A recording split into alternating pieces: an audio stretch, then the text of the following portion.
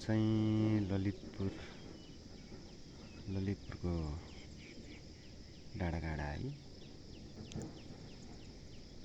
यति बलियो डाँडाकाँडा रहेछ ललितपुरको। अनि जुन यो तल बगर देखिन्छ नि, यहाँ चाहिँ एउटा हाइड्रो पावर बन्दै रहेछ। यो चाहिँ बागमती नदी रहेछ साथीहरू। अन्त यहाँ चाहिँ यति सफा पानी छ हैन। यही पानी काठमाडौँ पुगेपछि त कति दुर्गन्धित हुन्छ। अनि यो यतापट्टिको पाखो पखेरा पहाड चाहिँ मकवानपुरको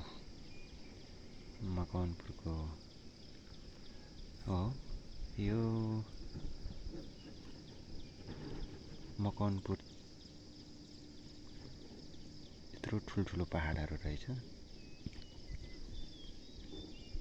मकवानपुरमा चाहिँ हामी बस्ने हो, म चाहिँ बस्ने हो।